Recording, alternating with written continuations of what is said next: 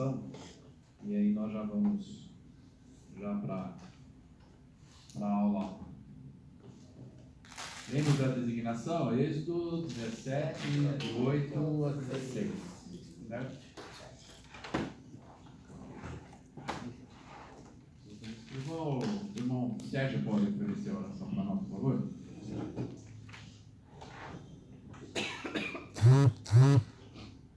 Fala bem, Sérgio. Querido amado Pai Celestial, agradecemos, Senhor, por mais esse dia de vida. Agradecemos pela oportunidade que temos de estarmos reunidos aqui em sua casa para aprender mais sobre o seu Evangelho. Pedimos que o seu Espírito possa estar conosco, nos guiando, nos orientando, possamos aprender e aplicar em nossas vidas todos os ensinamentos que aqui serão dados hoje. Pedimos por essas coisas e agradecemos em nome de Jesus Cristo. Amém. Amém. Amém. Obrigado. Alguém gostaria de ter aqui cópia das folhas, se quiser fazer anotação? Daquele onde tem as aplicações?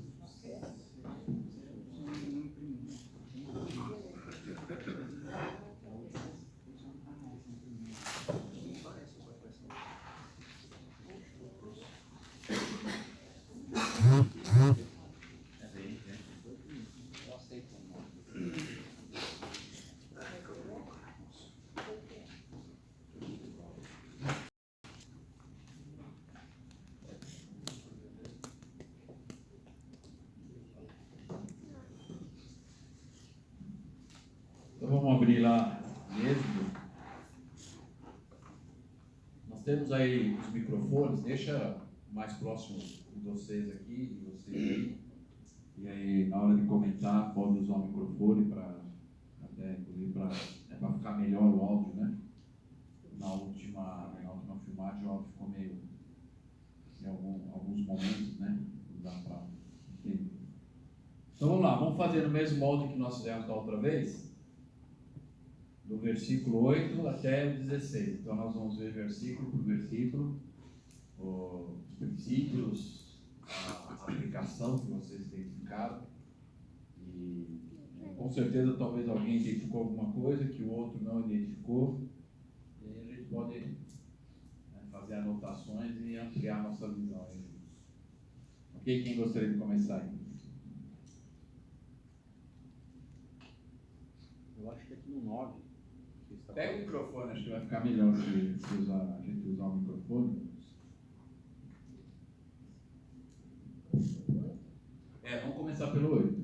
Tá. Eu acho, no princípio, que aqui no 9, né, ele diz assim: pelo que disse Moisés a Josué, escolhe nos homens e sai, peleja contra Amaleque. Amanhã eu estarei sobre o cume do outeiro e a vara de Deus estará na minha mão. Aqui a gente já parte da liderança, né? Ele dá uma designação, né? E escolhe homens. Então a gente tem toda a hierarquia na igreja, né? Destaca, bispo, e escolhe homens que designa para que eles façam alguma coisa, e ele toma uma posição para poder ajudar aqueles lá. Ele faz a parte dele também, né?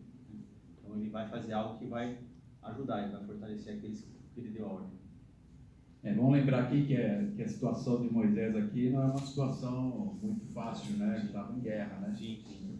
Então era algo literal mesmo, né? De pessoas morrerem ou não, né?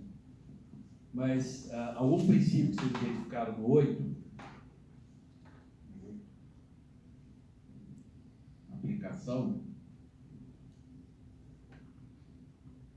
Às vezes a gente lê o versículo e fala, mas não tem nada.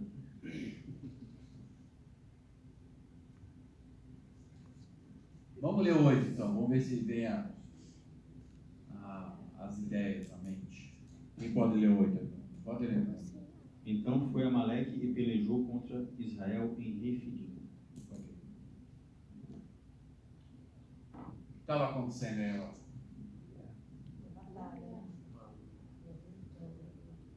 Quem começou? Eles Amaleque. Então qual é o princípio? A gente nunca deve buscar as lutas. O Senhor não, a não ser pela justiça, que ele vai começar alguma coisa. Você pode lutar por uma doutrina. Então vamos lembrar, é uma guerra, né? Então nós nunca devemos iniciar uma guerra. Você tem que e entrar nela se ela estiver em andamento, porque em guerras a gente tem que se defender, né? Defender a família, como a irmã falou aqui, a doutrina, né? A gente tem que defender. Exatamente, é verdade. Hoje a nossa luta, a nossa guerra é espiritual, não literal como no caso de Moisés aí, né?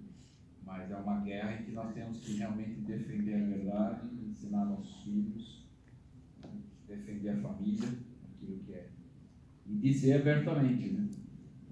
Isso é errado, não é assim, se você fizer isso, a consequência é essa, e dizer daquilo da experiência que nós já temos, né? Algo mais que alguém identificou?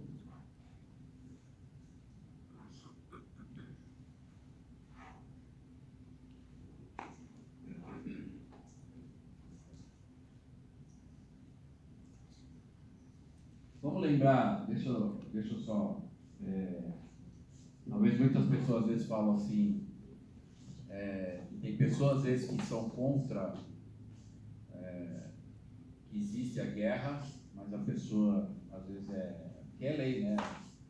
Até quando você teve essa experiência aí, que você se livrou, né? Mas a gente é obrigado a servir, né? Alguns países não é, alguns países é. Nosso, no caso, é obrigatório, embora a gente está passando por guerra, mas tem países que estão, né? Aí você é obrigado a se alistar e vai para a guerra. E aí você vai dizer, bom, mas e o mandamento não matarás? Como é que fica? Eu vou ou não vou? Eu vou cumprir as ordens lá dos comandantes na guerra ou não? Usa o microfone. É certo recorrer àquela escritura que fala que é melhor que um homem pereça do que uma nação inteira? Porque numa guerra você quer que eles não destruam tudo. Então eu poderia usar essa escritura como base. E na verdade, se você for convocado para uma guerra e você receber ordem, é para defender o seu país, é para defender aquelas coisas do seu país, né? Mas vamos lembrar que no mandamento a palavra não matarás, ela é da raiz não assassinarás. Você é inocente, né? Você é inocente. É não assassinar. Agora vamos lembrar, né? Moisés foi um grande general de guerra, capitão Moroni. Mas lembra que eles nunca começaram uma guerra. Alguém iniciou, mas eles tinham que terminar e se defender. Defender a família, defender a honra e assim por diante. Então eles não iniciaram, mas eles tiveram que entrar lá para se defender. Então, aí às vezes algumas pessoas falam, bom, então quem mata na guerra vai ser condenado? Não. Deus, ele sabe disso, é uma guerra. E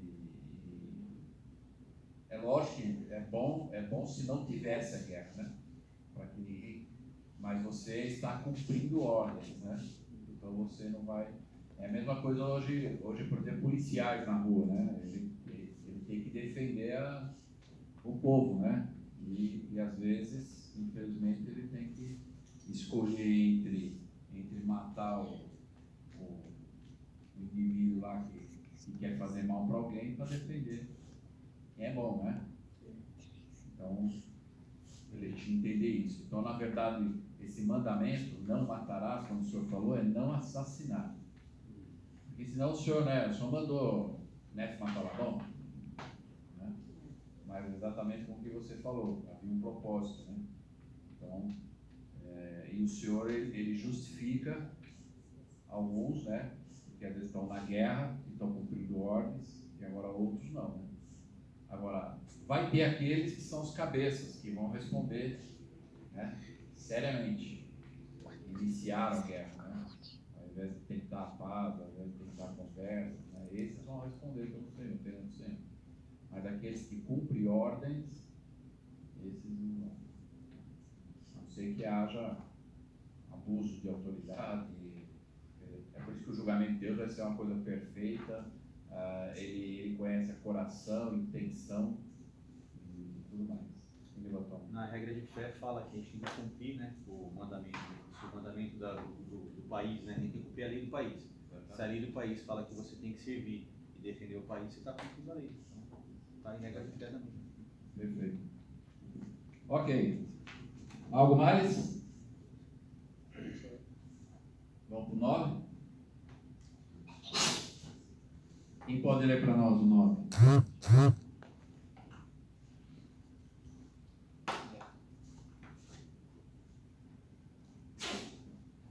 Pelo que disse Moisés a Josué: escolhe-nos homens e sai, peleja contra Amaleque.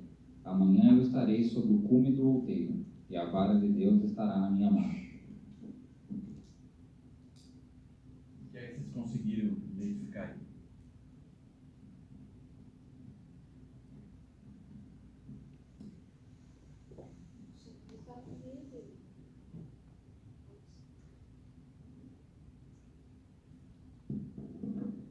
Aqui eu entendi aqui que o Senhor ele estava no meio deles, né? Porque ele falou que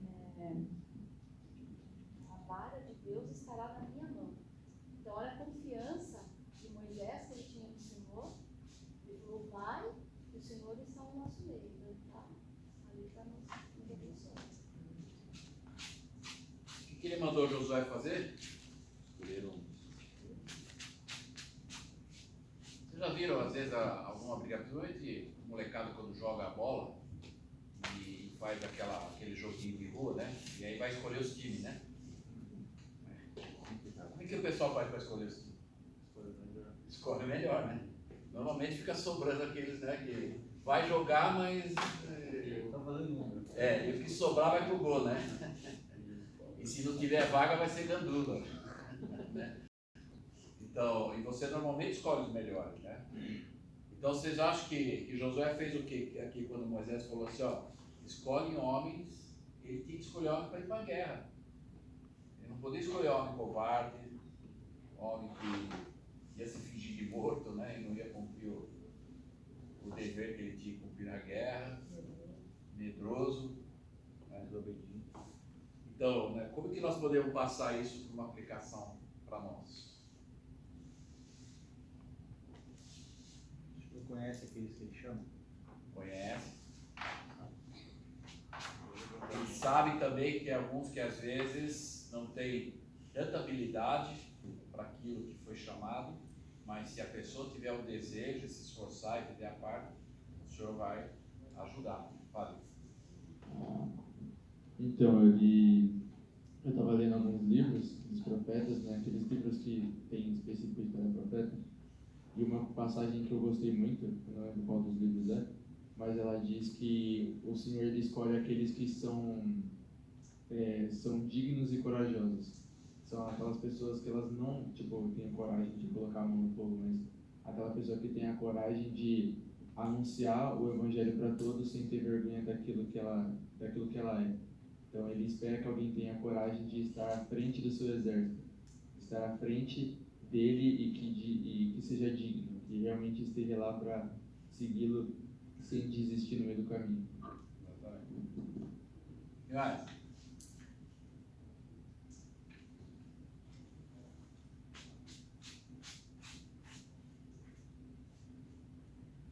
Qual é a segurança que Josué esperava desses homens que ele escolheu?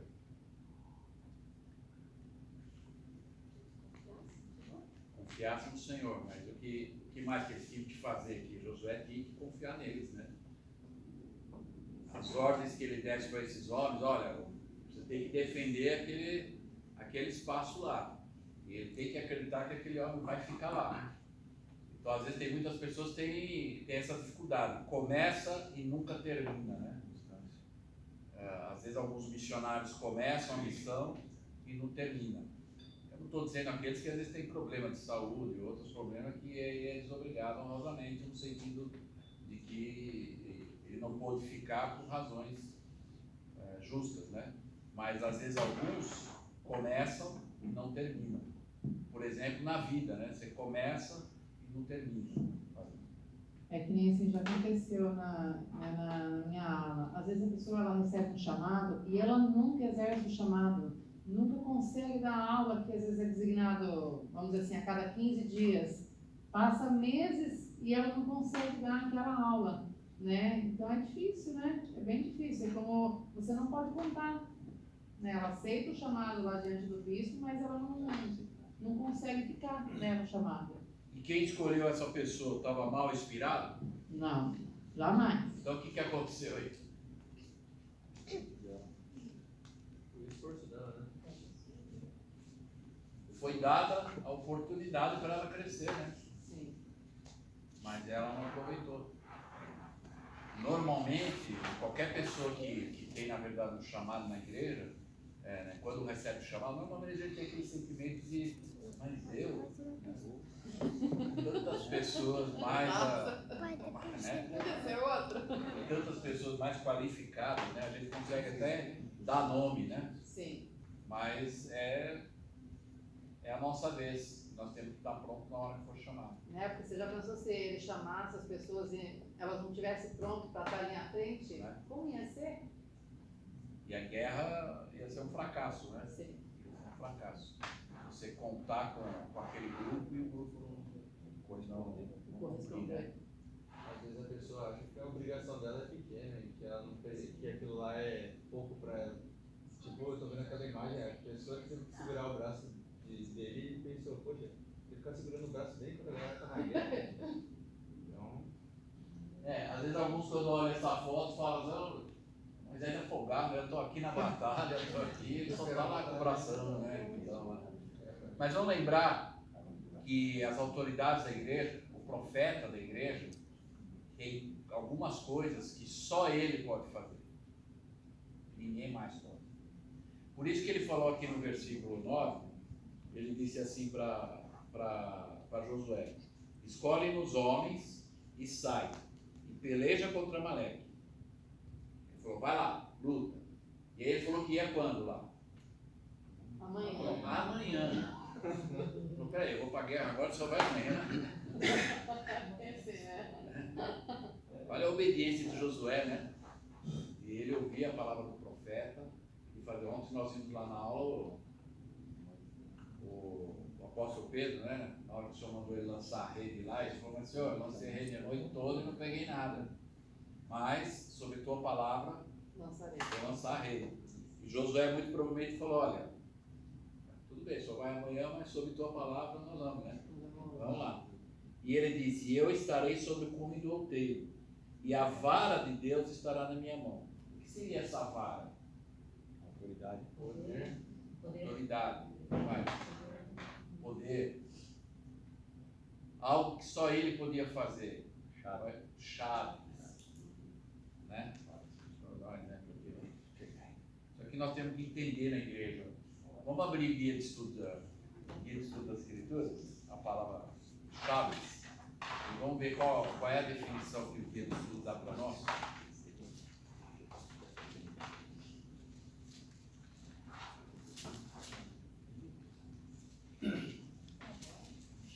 Chave. Não é Kiko, é chave. Chave do sacerdócio? Isso, chave do sacerdote. Alguém pode ler para nós? Até onde começa aqui as escrituras?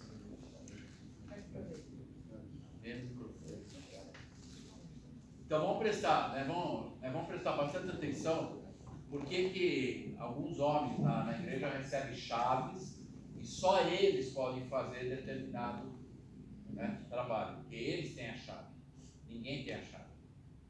E quem não tem a chave de uma porta não entra, né? Então não tem outro jeito, não sei se você quer entrar de forma errada, mas não tem como. Então só quem tem a chave é que tem a autoridade para abrir aquela porta. Então,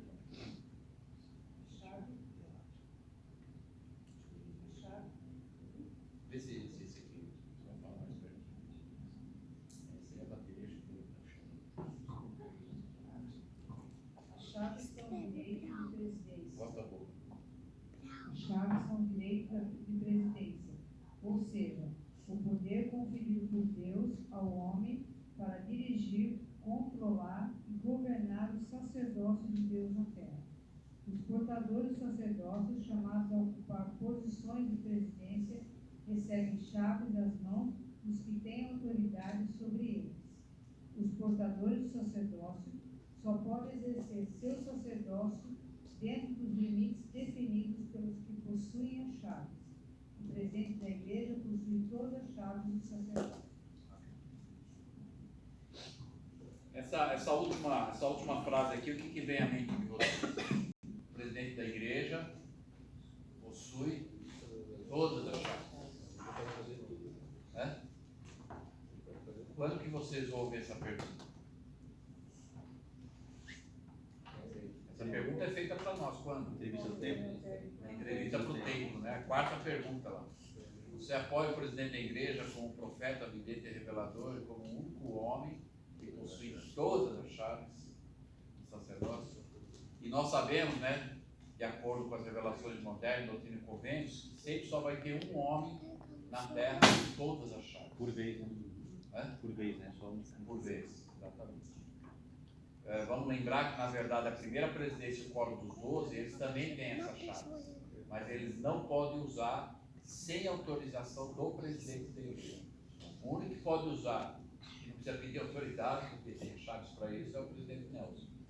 E os outros são, quando eles recebem uma designação, eu não sei qual é a maneira, mas o Helder Nelson, inclusive, quando esteve aqui em Sorocaba uma vez, nós nos reunimos com ele numa sala, os presidentes se destacam, e ficamos uma hora com ele abriu um momento para perguntar tudo, e ele nos ensinou isso. Ele falou que na época era o presidente Henrique, e ele falou que quando ele recebeu a designação para vir aqui no Brasil, aqui em Sorocaba, e outras designações que ele ia cumprir, ele disse que antes dele vir, na verdade o presidente Henrique disse para ele: você está autorizado a usar as chaves que você tem.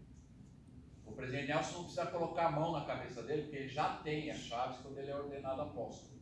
Ele recebe as mesmas chaves que o presidente da igreja, mas ele não pode usar sem a autoridade do presidente da igreja. Quem faz essa ordenação?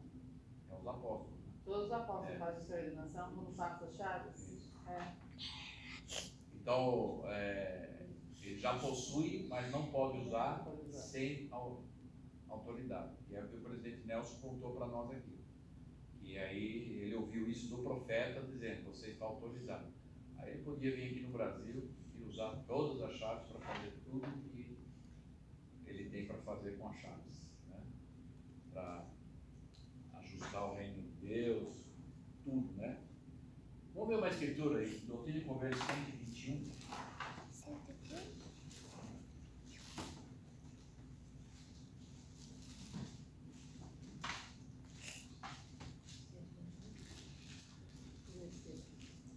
A partir do 33.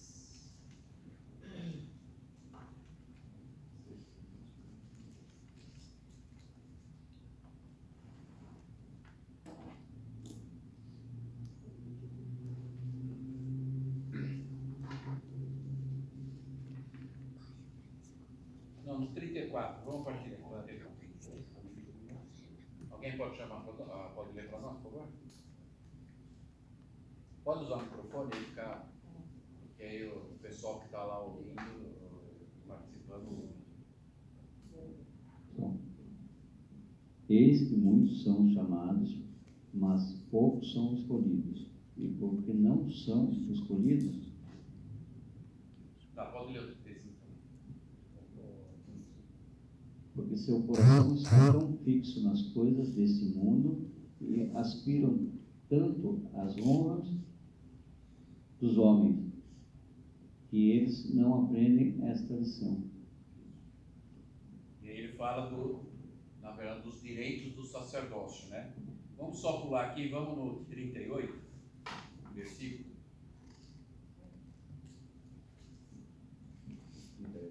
Isso. Eis que antes de o perceber, é abandonado a si mesmo, para recalcitrar contra os aguilhões, perseguir os santos e lutar contra Deus. Olha só que interessante, aqui está falando de uma guerra também, uma luta, né? O que é que vocês entendem nesse versículo, então? O que é recalcitrar? Resistir. Né? Resistir. E aguilhões, ou acicate, é uma vara, né? É uma vara em que aquelas pessoas que cuidam de vacas e bois, na hora que o boi vai entrar lá no pasto, ele bate, ele usa para conduzir, né? Então ele está dizendo aqui, no sentido simbólico, que aqueles que resistem à vara de Deus, né? Ele começa a, na verdade, perseguir os santos e lutar contra Deus. Então, aquele que resiste aos mandamentos, aquele que resiste às palavras dos profetas, na verdade, simbolicamente, é lógico que o profeta não vai andar com um cajado, como antigamente os profetas do Velho Testamento era costume fazer. Né? Mas ele tem esse cajado, que são as chaves. Né? Quem resiste nessa chave, né? Nessa vara que conduz, né? São os conselhos dos profetas para nós, aí começa a realmente perseguir os santos, ou a doutrina, ou os princípios, e aí o microfone aí, depois você passa para o mundo. Então o cajado era só um simbolismo? Para explicar, o cajado ele era só um simbolismo para explicar que eles tinham chaves? Porque a autoridade não está no cajado, né? Eu lembro, deixa eu contar uma experiência aqui só antes do Moser falar. Eu me lembro quando uma vez a gente teve uma reunião, eu estava servindo com o presidente Staca, e aí o pessoal usou o sumo conselho lá. E aí os irmãos, né, começaram a sentar lá, tinha vários irmãos, e ninguém queria sentar na cadeira dos presidentes lá. Eu disse, irmãos, a autoridade está sobre o presidente, não sobre a cadeira, né? Então o cajado ele é simbólico, né? Então, na verdade, a autoridade está sobre o homem, né? E não o cajado. Aqui no 37, fala de uma coisa que eu já vi acontecer, que não é muito legal de se ver, mas que eu vi que é muito real. Fala que eles, falando ainda do sacerdócio, né? Que eles nos podem ser conferidos, é verdade. Mas quando nos propomos a encobrir nossos pecados e satisfazer nosso orgulho, nossa vã ambição em exercer controle ou domínio ou coação sobre a alma dos filhos dos homens, em qualquer grau de iniquidade, eis que o céu se afasta e o Espírito do Senhor se magoa. E quando se afasta, também para o sacerdócio ou a autoridade desse homem. Infelizmente, as pessoas que têm acesso a esse poder e não usam direito, eu aprendi que o primeiro passo da apostasia é ir contra a liderança. E aí ele começa a fazer as coisas erradas. E no final, quando a gente falou lá, é que ele vai perseguir a igreja. Aí volta naquele versículo que o irmão leu aqui, 34. Porque muitos são chamados, mas poucos são escolhidos. Todo mundo é chamado. Tem a oportunidade de crescer, de servir, mas poucos são aqueles que permanecem, poucos são aqueles que ficam até o fim, poucos são aqueles que cumprem o papel que foi dado para ele, né? Independente da situação, independente da... O caminho é sempre o mesmo. Exatamente. Por isso que quando Moisés falou para Josué, escolhe os homens. Eu fico imaginando que ele deve ter buscado lá no MLS, né, uma lista dos ativos e inativos, né? Aqueles que eram fortes ou não, para ter que começar a escolher os bons aqui, né? Para ir passar a guerra aqui, né? Para ir para a guerra, e aí colocar líderes que vão incentivar os outros. Né? É lógico que quando a gente lê aqui parece que foi uma coisa rápida, né? Mas muito provavelmente deve ter um planejamento, houve um planejamento, tanto que Moisés falou, amanhã eu estou indo lá. Então eles tiveram que fazer um planejamento, ó, vamos fazer uma reunião de conselho aqui já decidir quem vai liderar, quem vai isso, quem vai aquilo, e vão lá. E aí o profeta vai chegar lá amanhã e vai estar com a vara erguida lá, né? Ok? Algo mais que vocês identificaram aqui?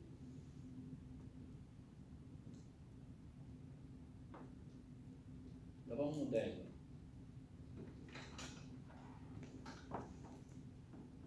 Quem pode ler? Quem não leu ainda, se quiser ler?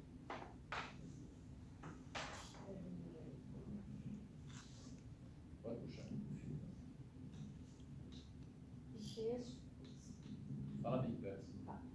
E fez Josué como Moisés lhe dissera, pelejando contra Amaleque. Mas Moisés, Arão e Hur subiram ao fundo do outeiro. Tá. Então, na verdade, Moisés, Arão e Hur, eles formavam quem então? A primeira presidência da igreja, né? Então isso não é novo, irmão. Né? Essa organização, às vezes as pessoas falam, essa igreja está inventando uma organização, né? Mas isso não é novo. Desde o Velho Testamento existe, né? Essa liderança. A gente aprende que na igreja é o local que mais tem presidência por metro quadrado do que qualquer outra coisa. Né? Não é assim? A gente só trabalha em presidência, né? O bispado são 3. A presidência da estaca são 3. A presidência da socorro, da primária, das moças, agora dos rapazes, que é o bispo e os confessores, e aí vai.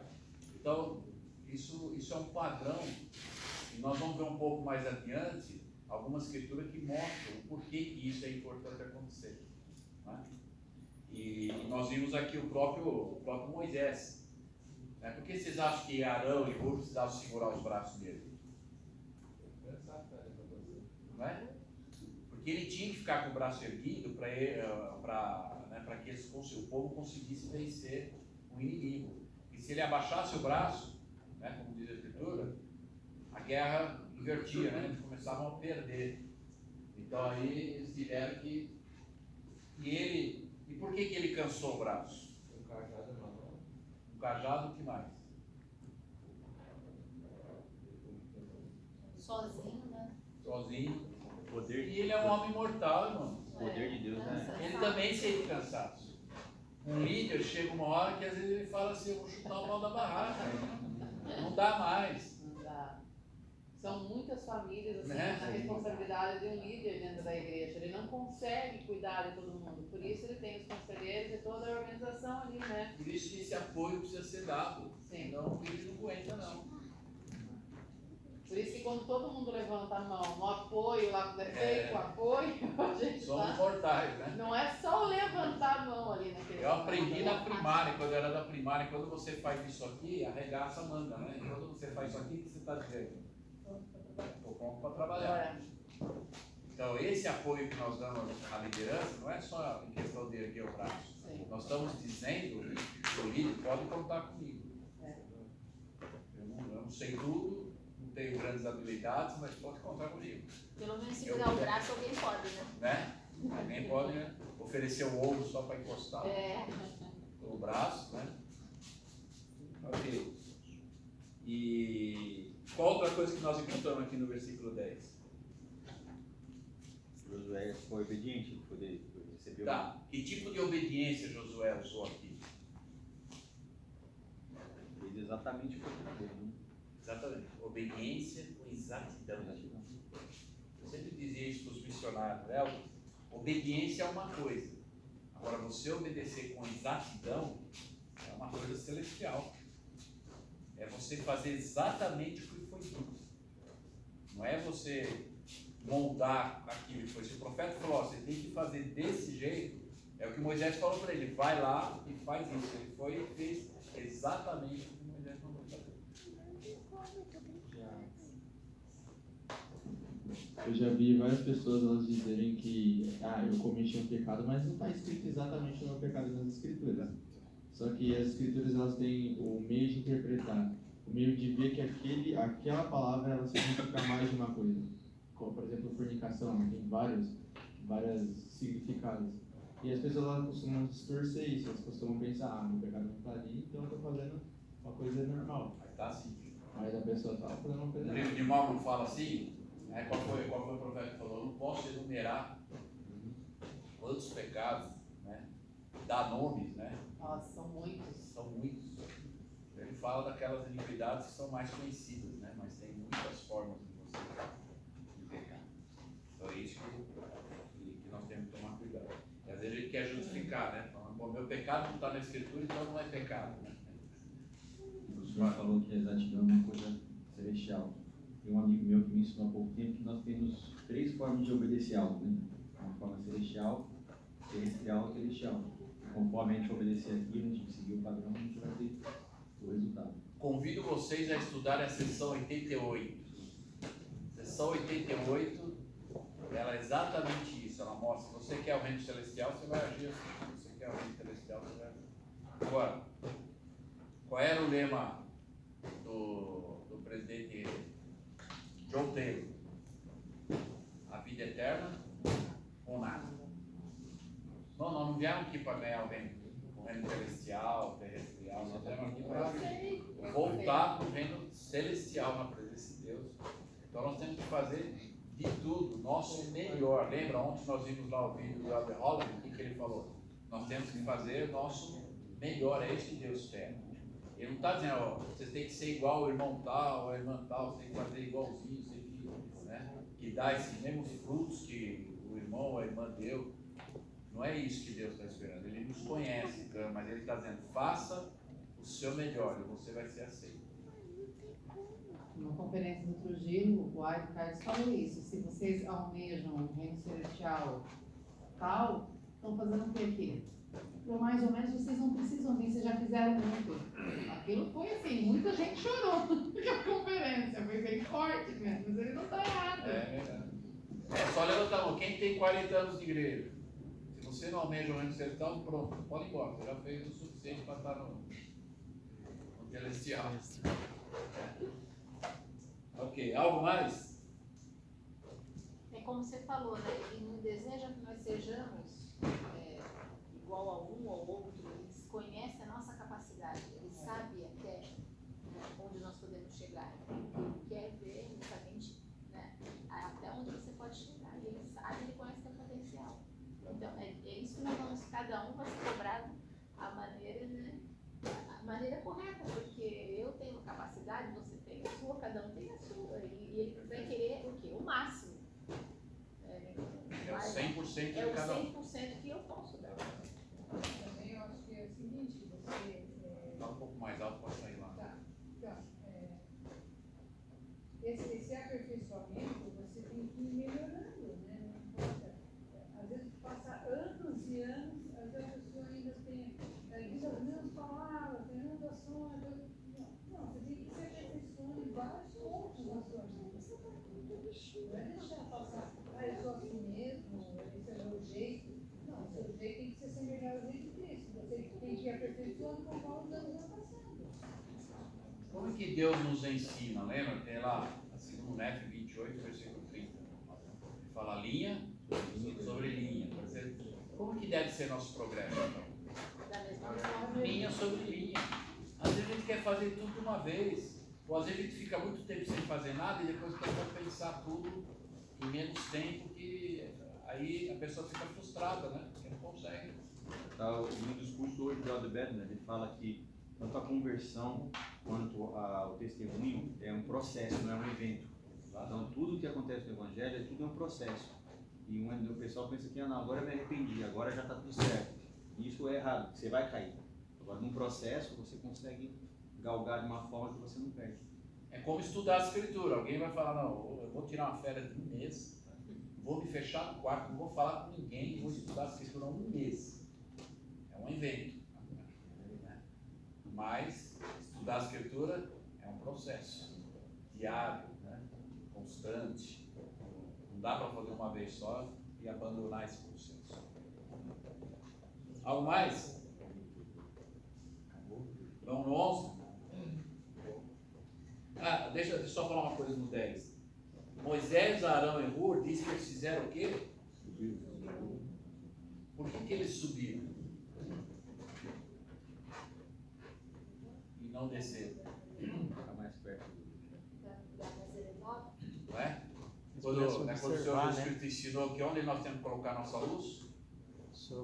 Vai em cima do quê? Não é embaixo da cama, né? É num lugar alto para que a luz possa atingir todos, né? Então eles foram num lugar alto para que todos vissem, né? E tivesse, o profeta está lá, nós vamos ganhar essa guerra, nós vamos vencer essa batalha contra a Amaleque. Não estava lá escondido lá embaixo, no cantinho, estava lá em cima, como a luz, né? Os homens que estavam lá. Ok, vamos lá no 11.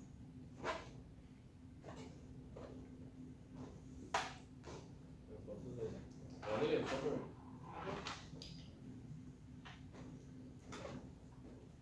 E aconteceu que, quando Moisés levantava a sua mão, Israel prevalecia. Mas quando ele abaixava a sua mão, Amaleque prevalecia. Eu posso comentar? Eu gostei muito dessa escritura, porque se você for interpretar ela, basicamente ela diz que quando as pessoas, elas, como você disse, elas estão prontas para servir, elas servem, o reino ele continua. E graças ao serviço de todas as pessoas na igreja, a gente consegue crescer cada vez mais. Mas quando você abaixa o seu braço, quando você se larga e você não faz a sua obrigação na igreja, que ela vai ajudar muitas outras pessoas, por exemplo, um missionário. Uma das maiores responsabilidades de um missionário é ficar 2 anos com a mão levantada. Eu vou ter que ficar 2 anos servindo para ajudar as pessoas, mas isso é essencial para que elas venham. E se eu não fizer isso, eu posso perder a chance de salvar muitas vidas que eu estou destinado a salvar. E isso é um negócio bem legal. Perfeito. No 12 ele fala que na hora que eles estavam segurando o braço, qual é a palavra que está usando lá? Sustentar. Um jovem, quando aceita o chamado missionário, ele está sustentando o braço do profeta. Porque o profeta não pode fazer sozinho isso. Ele precisa dos missionários. Ele está sustentando o braço dos profetas. Quando ele aceita um chamado missionário, um chamado de igreja. Nós estamos ajudando os líderes. Que nenhum líder pode fazer as coisas sozinho, né? Vamos fazer aqui, vamos lembrar daquela regrinha simples, se e então, né? Se guardares os meus mandamentos, então serás abençoado. Se não guardares os meus mandamentos, então não serás abençoado. Então é a ação e a reação. Então vamos usar aqui, onde que entra, embora algumas escrituras às vezes não está especificamente dizendo se e então, algumas a gente lê vai estar lá, se e então. O Senhor não falou, se me amardes, guardarei os meus mandamentos, né? Essa aqui, né, por exemplo, eu não tenho se então, mas onde iria entrar o se e o então aqui no 11? O se é antes de levantar. Se você for fiel, constante... Então, vamos ler a escritura, né, colocando o se e o então. Lê para nós aí. É o Então. versículo 12? 11 ainda. Se levantar a mão, Israel prevalece. Então, e acontecia que quando se Moisés levantasse a mão, o povo prevalecia. Mas, então, se ele abaixava a mão, Então, Amaleque prevalecia. Nós podemos colocar aqui, ó. E aconteceu que quando, se eu estudar as escrituras diariamente, eu vou prevalecer. Mas se eu não estudar as escrituras diariamente, não vou prevalecer. Ou o adversário prevalece. Ou ele vai vencer, claro. Ele já venceu, né? Só por não ler a escritura ele já está vencendo. Já conseguiu. Algo mais? Vocês viram como a aplicação, a gente pode buscar ela? Às vezes está aqui na história, nossa, mas é uma história do Velho Testamento. O que tem a ver nos dias de hoje? Como que eu posso aplicar nos dias de hoje? Mas se coloca na escritura. Né? O que é que eu posso fazer aqui? O que Moisés fez, mas eu, não igual a Moisés, mas o que eu posso fazer que entra aqui como uma aplicação. Levantar a mão pode significar muitas coisas. Muitas coisas. agir, fazer alguma coisa. Tudo que é ação pode ser colocado aqui, e principalmente em relação ao próprio reino, né, de Deus, vamos dizer assim. Tudo que você pode fazer para ajudar, como membro, você primeiro ajuda você mesmo, como você falou, as próprias escrituras. Eu preciso das escrituras, né, para então, né, me aperfeiçoar. Eu preciso delas, estou vivo. Então, se eu me aperfeiçoo, eu vou aperfeiçoar quem? A minha família e, consequentemente, o reino de Deus, a igreja, né, a estaca, a minha ala, enfim. É o que nós aprendemos, nós temos que ser Sião. Mas onde começa Sião? Comigo. Em casa, comigo. Onde que veste a armadura de Deus? Em casa. Aí nós vamos para a igreja. Então, eu preciso levar a minha família Sião para a minha ala. Aí a minha ala vai querer ser Sião. Aí a ala A vai querer ser Sião conforme a ala B, C, D. A estaca vai se tornar Sião. Aí a outra estaca vizinha também vai querer ser Sião. Né? Aí a cidade toda vai se tornar Sião. Aí só vai tirar da terra. É uma inveja boa, né? Já tem um bom nome, Sião Orocaba, né? Agora só basta a gente fazer acontecer, né? Já dá para falar desse jeito. Né? Vamos ver o 12, quem pode ler para nós? Eu posso ler. Porém, as mãos de Moisés eram pesadas. Por isso, tomaram uma pedra e a puseram debaixo dele, para assentar-se sobre ela. E Arão e Hur sustentaram as suas mãos, um de um lado e o outro do outro. Assim ficaram as suas mãos firmes até que o sol se pôs. Então, nós vemos aqui que não foi uma coisa assim, minutos, né? Coisa de horas, né? Não é fácil, né? Alguns princípios aqui que nós podemos ver nesse versículo. Vamos ver aqui que no rodapé ele fala que na palavra eram, né? Eram pesadas lá no rodapé. O que ele está usando aí? Cansaço, né? Era cansado. Moisés também não era nenhum rapazinho também, né? Né? Ele também se cansava, né? Ele foi lá, só ele podia fazer isso, mas ele cansava também. Agora, Arão e Hur era o que deles? Dele? Os conselheiros. E o que os conselheiros fizeram então? Sustentaram. O que a gente aprende na igreja que quando existe, na verdade, as reuniões de conselho, né? E a igreja trabalha sobre conselho em vários aspectos, né? Conselho na igreja, conselho no lar e assim por diante.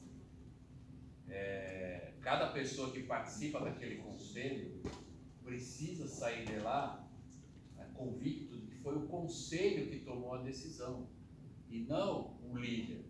Às vezes a ideia partiu de um irmão ou de uma irmã, mas todos concordaram que aquilo era o melhor para a unidade, para o destaque, etc. E todos têm que sair unânimes de lá. Eu lembro uma vez o Elder Scott, quando esteve aqui em Sorocaba, ele ensinou esse princípio. Vamos abrir lá na sessão número 107, 27.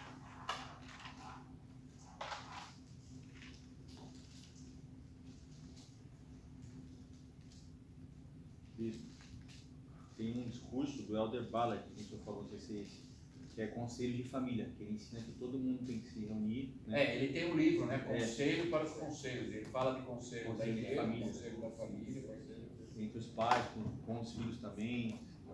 Completo, é muito bom. Sessão no 107, versículo 27. Quem pode ler para nós? Quando a pessoa que estiver lendo, vamos pensar assim, visualizar nós numa reunião de conselho e agora ouvindo essa instrução, como deve ser. E toda decisão tomada por um desses fóruns deve ser pelo voto unânime. O mesmo, isto é, cada membro de cada fórum deve concordar com suas decisões, a fim de que esses tenham o mesmo poder ou validade entre si. Então, qual é a palavra-chave aqui? Tem que ser o quê? Unânime. Agora, vamos entender o que é ser unânime numa reunião de conselho. O Elder Scott contou uma experiência quando ele foi chamado para o Fórum dos 12, e ele era o mais novinho, ele era o 12º. Ele falou que na primeira reunião que ele sentou no Fórum dos 12, veio um papelzinho rodando na mão dos apóstolos até chegar nele. E aí ele abriu o papelzinho e estava escrito assim: seja bem-vindo ao Fórum, mas aqui nós jogamos duro. Então, na verdade, às vezes as pessoas falam, não, mas eu não posso discordar. Irmão, não é discordar, nós temos que discordar de uma maneira correta. Mas você precisa expressar a sua opinião. Você faz parte do conselho. Não é porque, por exemplo, o presidente falou, bom, então eu não vou falar mais nada. Mas se você não está à vontade com aquela situação, você tem que falar, olha, eu ainda não estou à vontade com essa situação, então me dá mais visão, me amplia a minha visão para que eu possa entender isso. E às vezes o líder de repente vai falar, bom, então por causa disso, e vai falar, agora olhando por esse lado, agora eu entendi, agora né? Então, irmão, nós precisamos, não tem aquela situação, aqui não está falando ser, e essa palavra ser unânime, se uma presidência estiver reunida, quem tem que sair lá? Convicto daquilo. 1, 2, a maioria ou os 3? Os 3. Às vezes, um líder e o outro estão com uma opinião e esse outro está com uma opinião diferente. Então, bom, a maioria vence. Irmãos, isso não é a maneira de Deus, não. Ele está dizendo aqui que quando é unânime, o que ele fala no finalzinho? Para que tenha o quê? Poder e validade. E olha no versículo 29, ele diz: e se assim não for, suas decisões não têm direito às mesmas bênçãos. Às vezes algumas pessoas participam de reunião do conselho, tomaram a decisão, foi perguntado, está todo mundo bem, algo a mais acrescentado, dizer, discordar, ok? Então, todo mundo saiu unânime com aquela decisão. Aí a pessoa sai da sala e alguém fala, mas quem deu essa ideia? Essa ideia do bispo lá, essa ideia lá do presidente do coro. Irmão, você estava no conselho.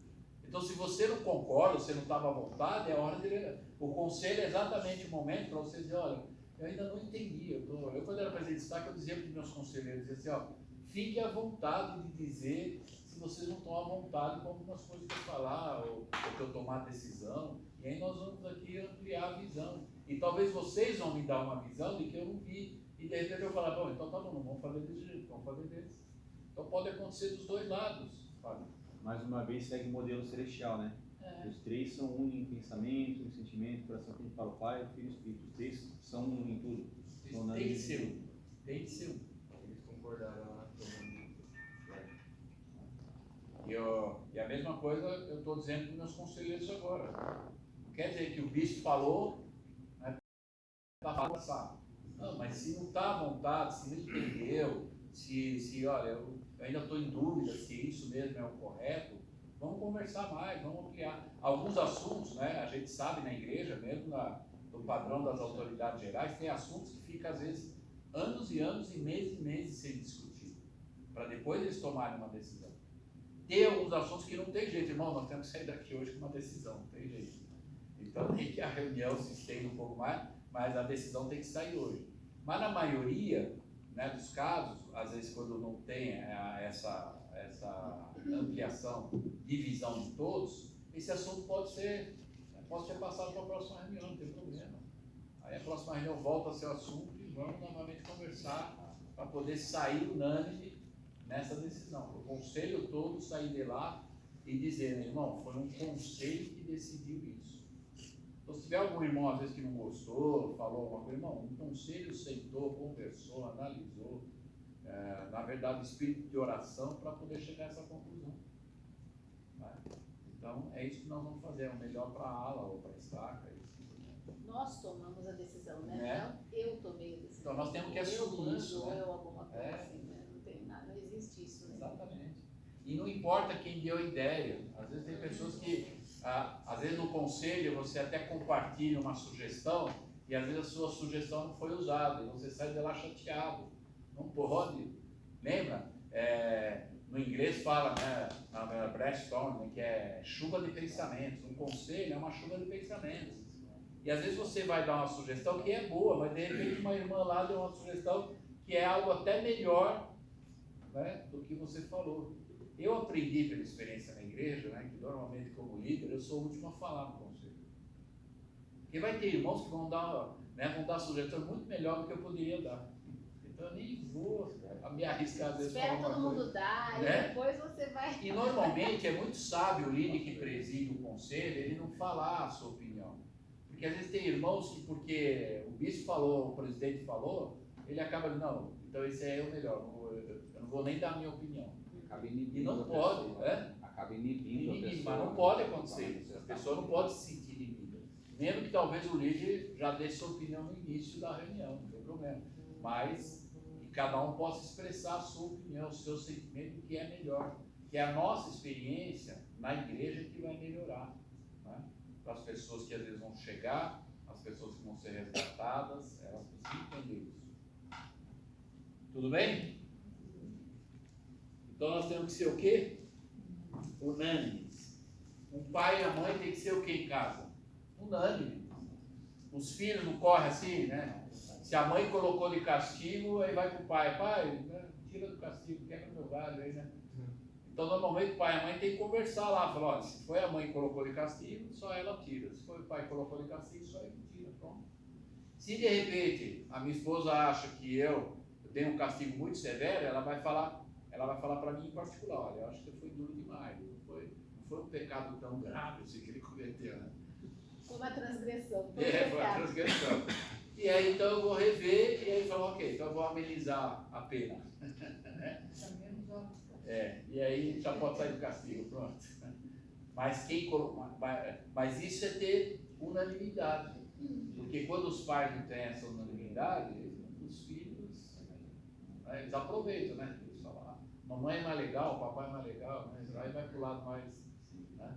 É por isso que não pode, o pai e a mãe, é um conselho de família, né? Quando a gente faz reunião familiar, a mesma coisa com os filhos, tem que fazer um conselho de família. Todos têm que dar opinião, né? Olha, nós vamos comprar alguma coisa em casa, ok, então agora vamos falar de parte financeira. Então vamos fazer o seguinte, daqui por diante, quando sair do quarto, paga a luz. Economizou luz, sobra dinheiro para comprar o que você quer. Se não economizar luz, não dá para comprar o que quer. Isso é conselho, né? E cada um dá opinião. O que é que você pode fazer de melhor, então, para não esquecer a luz acesa?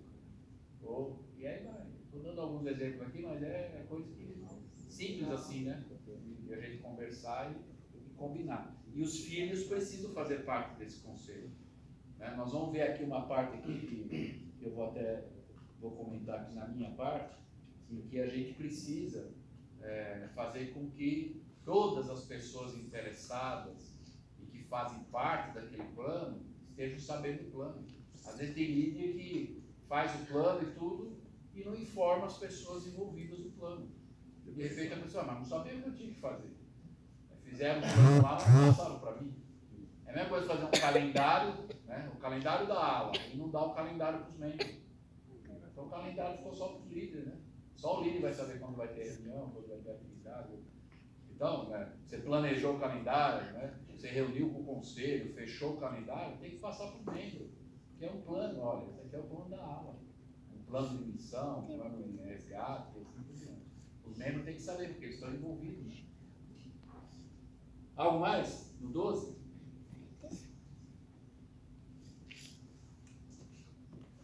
Que quando eles apoiaram, né, o que aconteceu, suas mãos ficaram firmes, né? Então, isso é o que acontece, né, numa presidência ou dentro de uma família mesmo, né? Quando há um apoio entre o pai e a mãe dentro de um lar, né, eles ficam firmes para tomar alguma decisão difícil, talvez, né? E a mesma coisa na igreja, no chamado do Espírito. E alivia o peso, né, do líder. Quando você realmente chega para o líder e fala, olha, o que eu posso fazer? Eu lembro quando eu era missionário de tempo integral, o presidente sempre dizia para nós, né? Qualquer lugar que você esteja num ramo, numa ala, a primeira coisa que vocês têm que fazer é chegar lá para o presidente do ramo, ouvir isso e falar, o que é que nós podemos fazer para ajudar? Você já está aliviando a carga dele. Ele vai designar coisas que você pode fazer, claro, mas você já vai ajudar. Mesmo que ele fale, olha, faz favor para mim, né? Coloca os inados no banco. Ok, vamos lá. Vou colocar inados no banco. Isso vai ajudar, de alguma forma está aliviando a carga, né? Posso dar Por favor. até uma sugestão que muitas vezes eu trabalho toda quarta-feira no templo de Campinas, né? Como oficiante. E muitas vezes as pessoas estão preocupadas em chegar lá e assistir só a sessão ou fazer qualquer outra coisa que elas desejam fazer. Às vezes elas se programam, tem alguma coisa. Então, quando as pessoas chegam lá, eu sempre falo isso, uma coisa que eu aprendi com a esposa do presidente do templo, do presidente, quando era a época do presidente Amorim. O que eu posso fazer para ajudar? Quando você falou essa frase, eu lembrei bem. Né? Às vezes nós estamos lá e você quer fazer certas coisas, mas às vezes você tem que ver o que o templo precisa que você faça naquele dia. Você vai ter seus nomes e tudo mais, você pode ter uma lista de prioridades, mas às vezes o que está precisando, né, são outros pontos. Nós temos lá, como a gente aprende, nós temos 5 atos, como se fosse um teatro no templo, né? Começa lá, né, pelo batistério, né? Batismo, confirmação, depois o iniciatório, enfim. Nós podemos fazer de tudo um pouquinho. Né? Nós podemos servir em qualquer lugar, inclusive na cozinha, inclusive na rouparia, e é necessário para que o tempo funcione. Então, é muito interessante essa pergunta que você fez. Essa pergunta se aplica a qualquer lugar que nós vamos. Exatamente. O que eu posso fazer para ajudar? Né? Muito obrigado, bem lembrado. Ok, vamos no 13?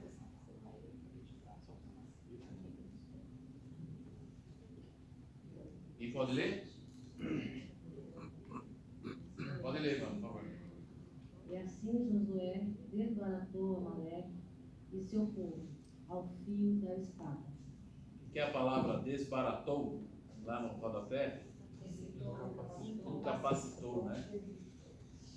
não matou barata não, ele incapacitou o inimigo, né? Bom, como é que nós podemos aplicar isso? Fazendo a nossa parte já é uma grande coisa. E mais? Bom, comparando com arrependimento, que é uma coisa que eu estou vivendo bastante quando eu estou estudando, quando a gente procura se arrepender, a gente está tendo dificuldades com aquilo, a gente cai fácil com aquele problema. Só que se a gente realmente se arrepende de coração e espírito e a gente começa a ter um relacionamento melhor com o Senhor, a gente capacita o inimigo, porque ele vai ter um ponto a menos para atacar a gente. E mais? O que é que as autoridades têm dito para nós, que nós temos que saber por nós mesmos? A doutrina, né? Quando nós conhecemos a doutrina por nós mesmos, nós conseguimos incapacitar as falsas doutrinas. Nós conseguimos defender o Evangelho. Não é entrar numa briga, numa discussão, mas é dizer para as pessoas, respeitamos a sua opinião, mas nós cremos dessa forma e por quê? E aí vamos mostrar nas Escrituras, que nós conhecemos, sabemos, por que nós cremos nisso.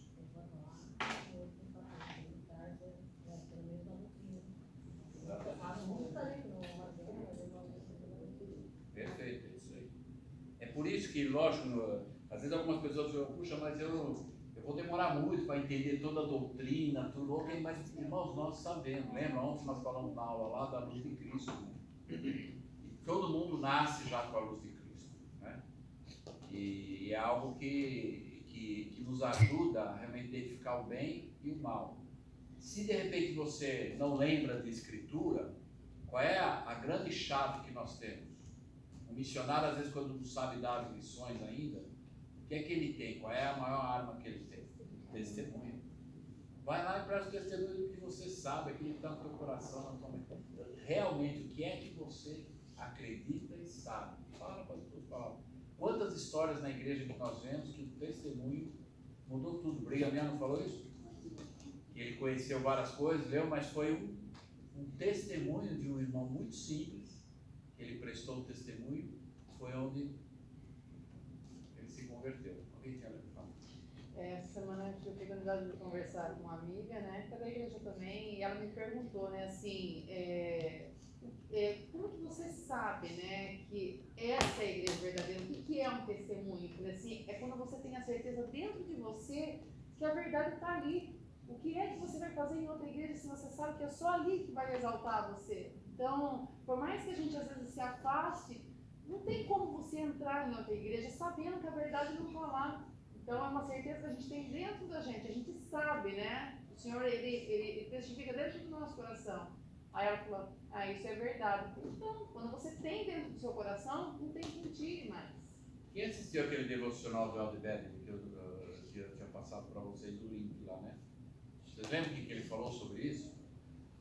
Ele até fez uma pergunta, ele disse que visitou uma missão lá e só tinha os missionários, e ele perguntou para um dos missionários o que é realmente um testemunho para você? Quando você sabe que você ouviu o Espírito, né? Vocês lembram qual foi a resposta que ele deu lá? Ele falou que um jovem de 18 anos respondeu isso para ele. Ele disse assim, quando o senhor fala, é o de Bedner, e os missionários falam, é para todos. Mas quando vocês não falam e eu ouço, é o Espírito Santo me falando. É revelação. É um testemunho. Não é isso, bispo? Você que traduziu lá, né? Você que está fazendo lá. Eu ouvi tua voz lá. A gente sempre ouve a voz do bispo lá, né? Na tradução. Esse é o bispo Ferreira. Então, é algo que é muito mais do que, né? Normalmente o Elder Bedley sempre costuma fazer isso, né? O que é que você não ouviu, ninguém falou. Né? O que é que você ouviu e ninguém falou, nem eu, nem quem compartilhou alguma coisa, mas você ouviu. Esse é o maior testemunho que nós podemos receber. Por isso que nas conferências gerais, a gente não precisa adotar palavra por palavra, né? Qual é o conselho que eles dão para as pessoas que participam da conferência? Você adotar sentimentos pessoais, as suas impressões. na hora que está sendo ensinado, falado. E às vezes você vai estar no meio de pessoas que só você teve aquele sentimento, só foi para você, e isso é revelação, isso é especial para cada pessoa. Por isso que nós temos que buscar isso. Né? Algo mais? Vamos lá no 14, então. Então disse o Senhor a Moisés: escreve isso para a memória num livro e relata-o aos ouvidos de Josué, porque eu totalmente hei de riscar a memória de Amaleque debaixo dos céus. Esse livro de memória que ele está falando, a gente sabe, são, na verdade, os 5 livros de Moisés, né? Ou que é conhecido Pentateuco, né? Mas esse livro, para nós, o que seria? Diário. Com nossos registros, né? E olha só o que ele falou, olha, escreve isso, mas relata aos ouvidos de quem? Porque Josué está lá na guerra, ele precisa saber disso também. Né? A gente tem um plano, mas ele está lá e esse plano precisa chegar para todos. Né?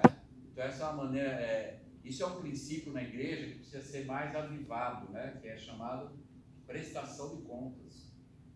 Muitas poucas pessoas fazem uso desse princípio. Às vezes recebe a designação e nós aprendemos isso, né? Vai lá, cria lá, aí ele vai lá, executa e volta para relatar. Né? E é isso que nós temos que fazer. Às vezes nós precisamos ser chamados pelo líder que deu a designação para... Não, ninguém perguntou, então eu não vou falar o que eu fiz. Mas você, se você recebeu a designação, você executou, vai lá e diga, olha, eu fiz isso. Tá bom? Algo mais? Ou na verdade, qual é a próxima designação? Esse é o procedimento correto. Prestar contas faz parte de um princípio, né? Que Deus ensina. Né? Então o próprio Moisés falou para ele, olha, escreve no livro, mas também avisa os indivíduos que participam desse plano para que eles saibam o que está acontecendo e o que vai acontecer. Depois a gente lê mais lá no livro de Números, mostra que isso aconteceu. Né? Isso, exatamente. É isso, ele viu que continha os 5 livros de Moisés. Exatamente. Que faziam o relato da criação do mundo e também já tem era, que foram os nossos primeiros pais. Então já pensou se eles não registrassem isso aqui que Moisés pediu para registrar? A gente não saberia, quer dizer, Nefe não saberia, ele não registraria também, né? E o povo de Nefe não saberia o que era isso, né? Porque alguém não registrou, né? É por isso que é importante os registros na igreja, né? Pode ver que a igreja dá uma importância muito grande nos registros, sempre seja fiel, né? Um registro bem executado, bem feito, completo, né? Vamos lá no 15.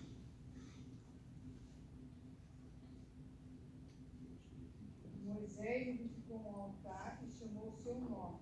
O Senhor é minha bandeira. Qual é o princípio aí? O Senhor acima de tudo, em todas as coisas.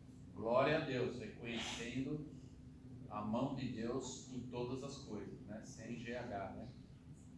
Lembra daquela escritura em 1 Coríntios 3 que fala de Paulo e Apolo? Onde diz lá, não importa quem plantou e quem regou, que Deus é que dá o crescimento.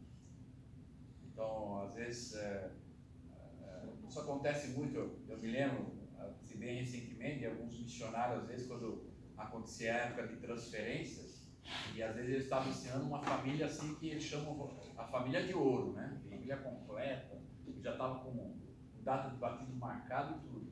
Só que ele foi transferido. E o batismo está marcado só para a próxima semana, e ele vai ter que ser transferido naquela semana.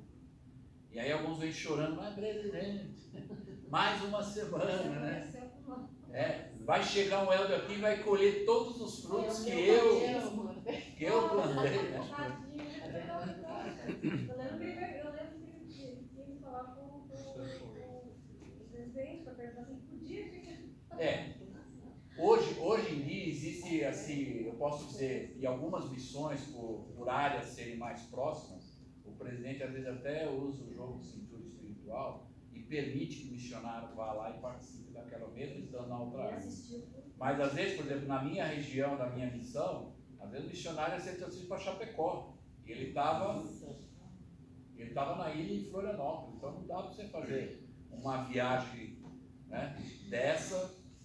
Então ele tem que entender que o que ele fez, e o outro às vezes colheu os frutos, né? E às vezes ele também vai chegar lá na área dele e vai pegar algo que já está pronto. E é assim, é por isso que o senhor falou, não importa quem plantou e quem regou, Deus dá o crescimento. Ele vai reconhecer todo o trabalho de todo mundo. Aquele que regou, aquele que plantou, aquele que... Isso não vai ficar esquecido na mente de Deus e no julgamento de Deus, né? Então não importa.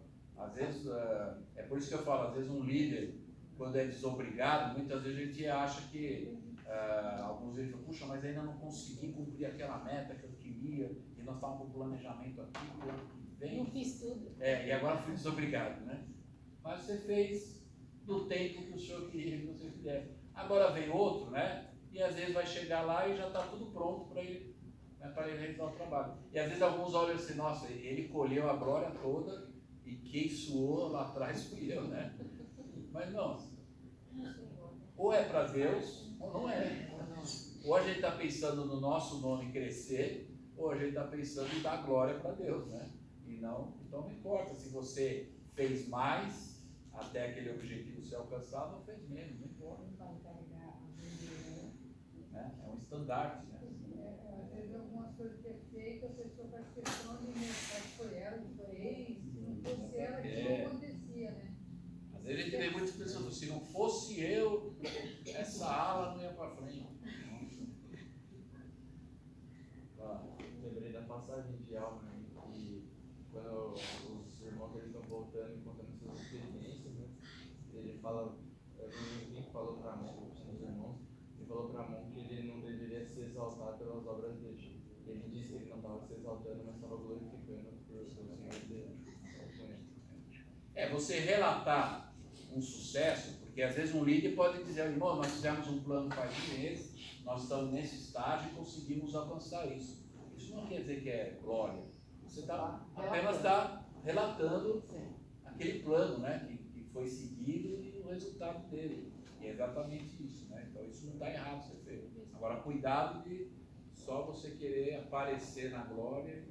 Uma coisa que me veio agora no pensamento, né? Quando ele fala de edificou um altar, aplicando isso para nós, é edificar o nosso lar, né? E ter o Senhor, né? O Salvador como o Senhor, Bandeira. a nossa bandeira. Eu acho que nós temos que começar a fazer algumas propagandas na televisão, contar, não com glória pessoal, mas contar o que acreditamos, o que fazemos e tudo. Eu sou o santo dos últimos anos. Também traz a gente vê muitas coisas. Uma época, uns anos atrás, né? Nos Estados Unidos mesmo eles estavam fazendo isso. Eu fui no centro de visitantes de Washington. Eles fizeram um mural enorme, assim, com uma televisão bem grande, assim, colocavam as fotos de todas as pessoas. E ali elas contavam a história deles. Né? Como eles conheceram a igreja. E no final falavam, né? Eu sou mórmon. Eu sou mórmon agora, não sou santos dos últimos dias. E contaram a história, e é interessante que cada um teve uma história. Hoje em dia, com a tecnologia que nós temos, às vezes queremos pregar o evangelho, por que não? Eu estava vendo um vídeo de uma moça que ela não falou nada, ela estava mostrando os papeizinhos, né? Eu acredito nisso, eu faço isso, e no final ela colocou, sou membro da igreja de Jesus Cristo Santos dos Dias. Né? Então, tem muitas formas de nós podemos fazer isso, né? De pregar o evangelho e mostrar a igreja. Então, para encerrar aqui no 16, e aí nós vamos assistir uma aula de um professor dando essa aula. Mas só 10 minutos. A aula dele foi mais, só que foi economizado, né, foi dado uma resumida para não ficar muito tempo. Mas só 10 minutos. Mas nós vamos ver ele dar essa aula aí. Vamos lá, 16. E disse, portanto jurou o Senhor, haverá guerra do Senhor contra Amaleque, de geração em geração. O que o senhor está falando aqui? Ou o que ele está fazendo aqui, o senhor? Qual é a palavra que ele está usando? Jurou. Irmão, juramento de Deus é algo solene. É algo que ele faz. Ele não vai deixar de fazer. Ele não pode deixar de fazer. Como a Escritura diz, senão ele deixa de ser Deus. Então ele vai fazer o que ele fala. O que ele fala, ele faz.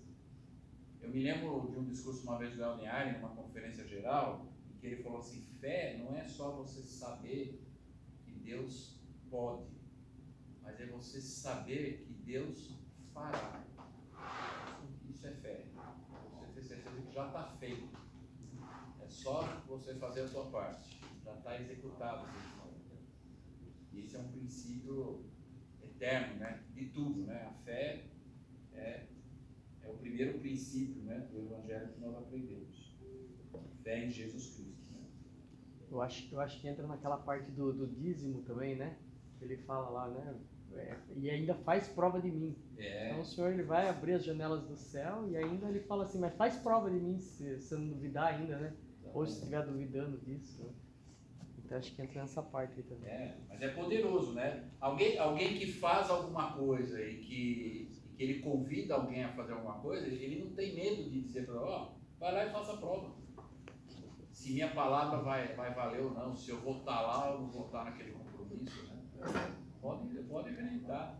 Às vezes, muitas pessoas às vezes marcam compromisso, por exemplo, e às vezes até alguns, não acho errado, mas às vezes alguns cobram demais. Olha, não vai esquecer, dia tal, não vai esquecer. Irmão, você marcou comigo, fica tranquilo. Se acontecer alguma coisa, pode ter certeza que eu vou avisar que eu não vou, ou que deu algum problema, mas pode ter certeza que eu vou estar lá, fica tranquilo. Então não precisa ficar, muitas vezes, embora às vezes é bom, né, a gente ser lembrado, né, mas assim, ser lembrado muitas vezes parece que a gente acaba caindo num campo meio negligente, né, de ter que ser lembrado, né, de responsabilidades assumidas. Né. Então, não deu, pode acontecer um imprevisto, claro, avisa, simples assim. Né? Você tinha um compromisso, você sabe que tinha aquele compromisso, e se não vai dar, seja honesto, né? Não vai passar a mão lá no pneu e dizer, furou o pneu, deixa eu chegar. Seja honesto, não deu, acordei, perdi o horário, né? Eu me lembro, às vezes alguns membros do conselho chegavam atrasados na reunião, e eu falava, presidente, perdi hora, então, ok. Acontece com todo mundo. Né? Melhor do que ficar tentando. Eu lembro de uma frase que diz assim: quem diz a verdade não precisa se lembrar do que disse antes. É verdade, você vai contar ela 1000 vezes. É verdade, não tem jeito, ninguém vai te. Agora, se a pessoa contou meia verdade ou uma mentira grande, ela vai ter que tomar cuidado para repetir, né? Porque senão ela cai em contradição. Né? As pessoas na lei não são condenadas porque elas caem em contradição, elas contam mentira, aí às vezes ela vai ter que relatar novamente a história, e não é verdade, ela vai cair em contradição, não tem jeito. Mas quando é verdade, não tem jeito. Tá? Ela vai contar exatamente como é. Ok, então deixa eu passar o vídeo aqui para vocês,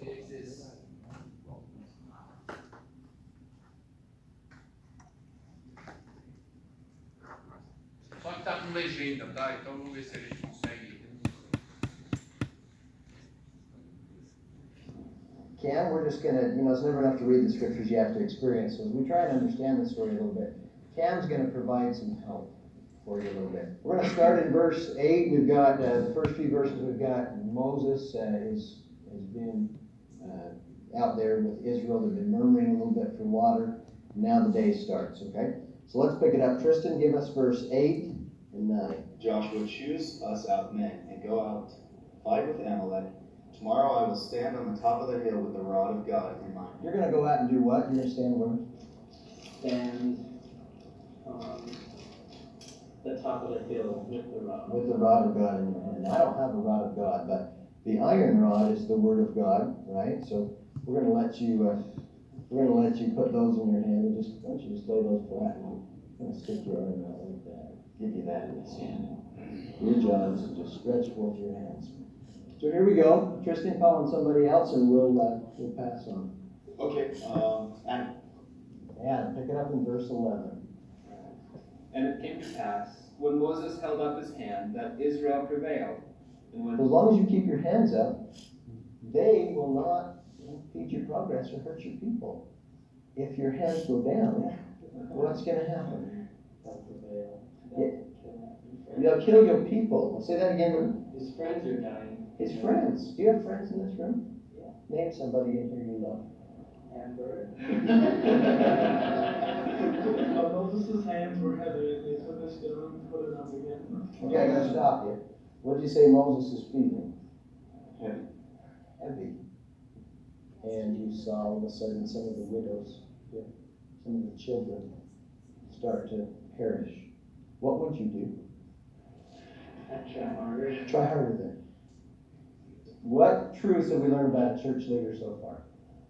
Carry on. A church leader carries a lot of weight. In a second.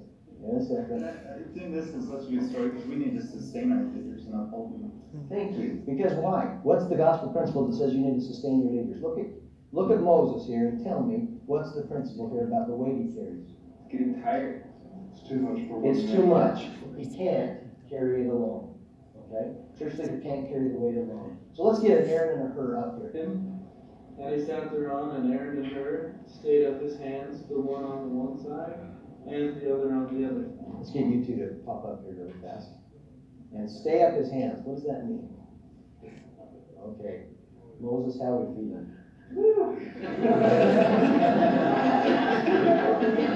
Moses looks relieved. That was tough. Yeah. And his hands were steady until the going down of the sun. Will you write in the margin by verse 12 where it says they stayed up his hands? Will you write down what you understand the definition of sustaining to be? I'm just going to have you, with the person to the side of you, will you just share your definition of what you think from our example today? What does it mean when we say, I'll sustain the prophet? I'll sustain my bishop. From this example, what does it mean?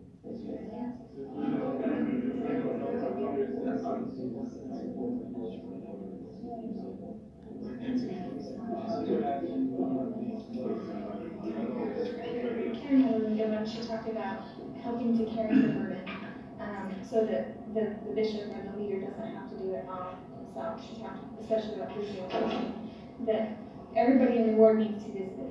That's how it works. And then, but the bishop can't do it all himself, and the Relief Society president can't do it all herself.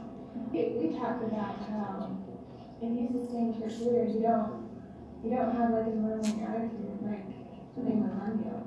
You know, like we just talked how like some people say they sustain church leaders, but then they don't want to do certain things. You know, they pick and choose, and we can't pick and choose. I can just see other church leaders or any one of us just wearing ourselves out. And so that's what I said is sustaining means helping people not wearing themselves out. Let's assume that the person that you were paired up with today had a problem. You've got a roommate here and a new convert to the church, and they want to take this to the bishop, and the bishop solve it for them. Okay? Will you just take a second and explain a couple of the gospel principles that we've gone over today to give them the counsel that they need? How can they get the sustained help they need without problem on their paper? Go ahead, please. O processo de uma aula lá no State, no quarto diário, nós estamos fazendo acho que o quarto diário. Agora nós estamos vendo uma aula para vocês. Isso aí faria para os alunos falarem. You've explained that really well. That's good. To get the idea behind the doctrine, I want to know if we believe it. By experience, have you ever gone out and done your visiting teaching, done your home teaching, sustained the bishop in that way, helped it so he didn't have to visit every single member in the ward, so that his hands could stay up and he could do what only he could do? I have a hunch there are people in this room who have been blessed with your own personal problems by going out and supporting the church leader. When I accepted the call from the prophet to go on mission, that was something that changed my life. Not just going on mission, but just the change in heart. That was something that healed my heart, that helped my family come together, helped me feel a lot better about my family relationships, and also members of my family came to the church. You know, then you're Father, and He will bless me. I just know that's true, and I'm so thankful for it.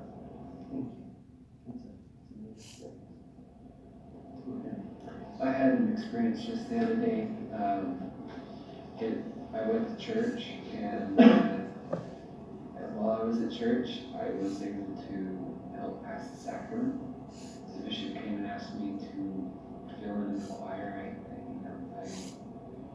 So I got up there and was able to sing. I felt like I was the entire day able to serve somehow. I played piano and priesthood. I went home teaching, and all these things helped me at the end of the day to be able to say, I feel good today. Today was a great day.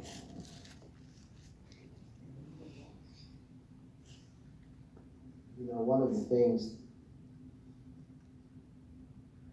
No final, são considerações só do professor. Ok. Então, só para encerrar, eu queria passar rapidamente aqui para vocês e compartilhar com vocês tudo aquilo que nós falamos aqui, né? E alguns outros pontos que talvez não falamos. Como que eu identifiquei, né? E vocês já falaram boa parte da no versículo 8, no versículo 9, no 10, 8, que tipo de guerra estamos enfrentando hoje? Diz que é a armadura de Deus, né? No 9, está pronto para quando for chamado. No 10, Josué obedeceu com exatidão as palavras do profeta. Estilo pessoal.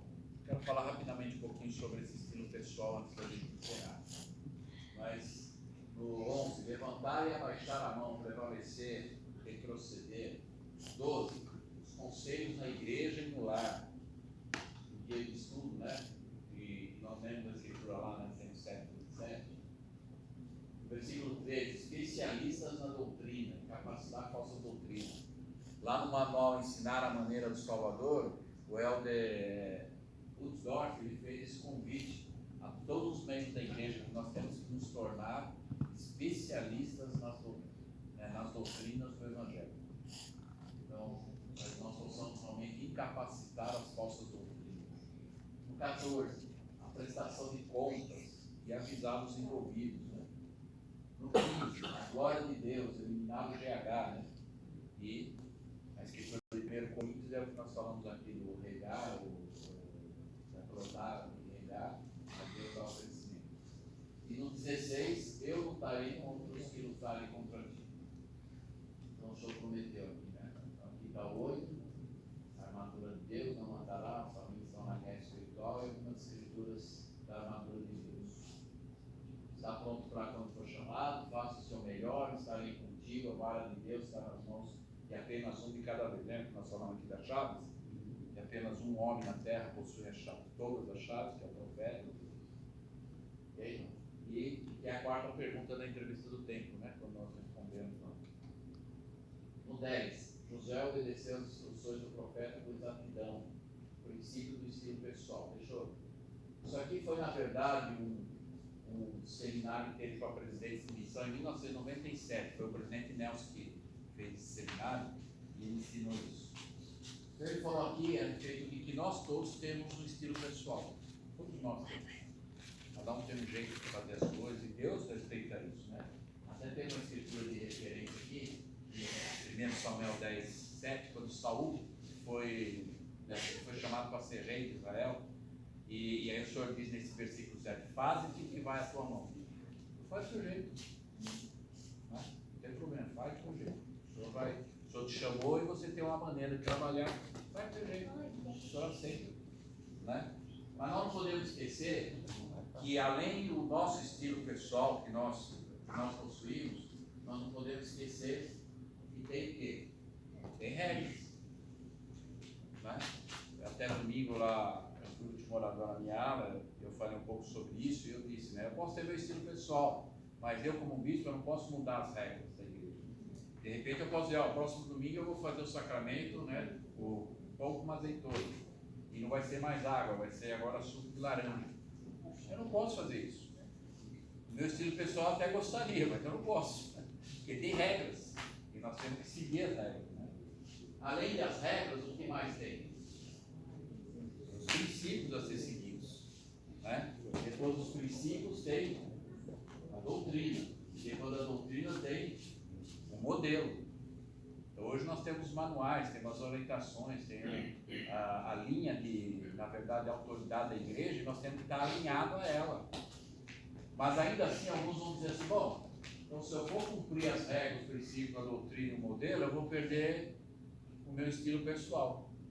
Eu não diria perder, eu diria melhorar o seu estilo pessoal. Terceiro Neto 27, o senhor diz que o tipo de homens deveriam ser como Cristo. Então, na verdade, se eu tenho meu estilo pessoal, eu preciso fazer a pergunta, qual é o estilo pessoal de Cristo? E se eu quero ser como Cristo, eu tenho que ter o estilo dele. Então eu não vou perder o meu estilo, eu apenas vou melhorar. Se eu quero ser como Cristo, eu vou melhorar meu estilo pessoal. Né? Não vou perder, não vou deixar de ser eu por causa disso. Compreende isso? Então, às vezes, tem muitos membros que às vezes caem nesse erro, né? Ele bate nessa ideia, esse é meu estilo pessoal, não mudo, é assim. Por mais que tenha orientações, tenha modelos, tenha tudo, mas ele quer seguir o estilo pessoal dele. Ele esquece de perguntar qual é o estilo de Cristo. Eu acho que ele inverte, né? Ele faz o círculo maior, o estilo pessoal, e o menor, o modelo. Então, porque aí exemplifica bem, né? O círculo pequenininho ali no meio, que é o estilo. Né? Cada um tem seu estilo, mas é só uma partezinha. Agora, as outras coisas são mais importantes, né? Do seu próprio estilo. O que a irmã falou é exatamente isso. O mais importante não é o seu estilo pessoal. É só um detalhe, cada um vai ter um estilo diferente, as pessoas são diferentes. Então, nós podemos ter nosso estilo pessoal, mas nós temos que buscar nos assemelhar ao de Cristo. Ok? Nós falamos do apoio, né? Então, nas conferências gerais, locais, sempre tem os apoios, né? Os que forem a favor, manifestem. E se puderem, se houver, manifestem. Não é assim? Então, se alguém, né? E aqui tem a escritura lá, na seção 20, que fala lá no versículo, nesse último versículo 65, fala que ninguém na igreja vai ser chamado, ou vai ter, na verdade, um chamado na igreja, sem ser apoiado numa reunião da igreja. Ele tem que ser apoiado pelos membros. Ninguém vai ter chamado sem. Depois no 12 nós falamos dos conselheiros, sustentaram o apoio unânime, Moisés firmou-se naquilo que só ele podia fazer, que é a chave. Depois, aqui é o que eu falei para vocês do convite do Helder Butzorf, está lá no manual Ensinar no seu página 29. Aí nós vamos conseguir capacitar as falsas doutrinas. 14. Relatos precisos e avisar os envolvidos no plano. É o princípio da prestação de contas. Reconhecer a mão de Deus em todas as coisas, não importa quem plantou e quem regou, Deus dá o crescimento. O juramento solene do Senhor ao povo do convênio por todas as gerações, e que ele lutaria por os que lutarem conosco. Então, irmãos, a próxima reunião nossa vai ser no dia 25 de março, e a próxima designação vai aumentar um pouquinho o número de versículos, tá? Então, primeiro foram 10 versículos, agora foi 9, agora nós vamos para 15. É terceiro Nef 11. Essa vocês já ouviram falar do quinto evangelho? A gente sabe que tem os 4 evangelhos, né? Mateus, Marcos, Lucas e João. Qual é o quinto evangelho? É o terceiro Nef 11. Nós vamos estudar então de 1 a 15, que é a visitação de Jesus Cristo aqui nas Américas. Tá bom? Irmãos, olha, tem tanta coisa para aprender desses 15 versículos aqui, é maravilhoso. Então nós vamos ter um pouquinho mais de um mês para poder nos preparar para a próxima reunião. Algo que alguém... A próxima reunião, dia 25 de março, na quarta-feira, a partir das 19h30. E a designação é terceiro Nef 11, de 1 a 15. Ok? Essa é a nossa designação para a próxima reunião. Alguma coisa que alguém gostaria de dizer? Não disse? E teve o desejo de falar e não falou? Por favor, Agostinho. Eu estava estudando essa passagem aqui e li o versículo 16, eu lembrei da passagem também aqui de Mormon, quando estava com o povo antigo, e o povo amalita começou a matá-los, né, familiares, tudo, né? E às vezes a gente fica chateado com algumas coisas que acontecem, né? Nós temos que lutar, realmente, nós temos uma guerra entre nós, mas como eu falei sobre a maré, eu vou fazer isso com a maré, eu vou instalar uma igreja, a vingança é do Senhor. Às vezes como líder, por exemplo, eu tive essa experiência, o Senhor também sabe por muitas coisas, né? Às vezes a gente passa por algumas coisas à vontade de falar algumas coisas e precisa ser rompido, né? À vontade, a vingança do Senhor, né? Não que alguém tem que ser vingado, mas as coisas vão ser resolvidas, né? De forma feliz. E todas essas coisas são para o nosso benefício, né? Nessa semana, hoje, na verdade, eu estava ouvindo uma parte do livro dos Santos, do volume 2, e o documento fala, né, que nós temos que ser provados na nossa vida, para a gente poder saber se a gente vai ser aceito, né, pelo Senhor. E realmente todas essas coisas são para o nosso benefício, né? Ser virado para o nosso bem, como o profeta diz, né? E dele é a vingança. Por mais que a gente sinta vontade de falar alguma coisa, de tentar resolver a situação com os nossos próprios braços, essas coisas, mas a vingança é dele. Ele vai resolver a situação para nós. Por mais que demore, isso vai acontecer um dia, vai acontecer um disso. Muito obrigado, bem lembrado. Isso eu lembro de uma frase que diz assim, que às vezes nós emprestamos autoridade que nós não temos. E essa é uma delas, né? O julgamento final pertence a Deus, não a nós. O Elderox ensina, a gente deve, o Moroni capítulo 7 ensina, nós devemos julgar, nós temos direito de julgar. Mas é aquele julgamento intermediário, não o julgamento final. Só que às vezes alguns emprestam essa autoridade, já condena, bate o martelo e manda para o inferno. Cuidado, né? Isso pertence a Deus e não a nós. Então, muito obrigado, em nome de Jesus Cristo. Amém. Amém. Bom, Mozart, pode nos despedir de oração, por favor? Amado Pai Celeste, obrigado, Senhor, por mais esse dia. Estamos aqui na tua adoração. Deus, humildemente, que o Senhor possa nos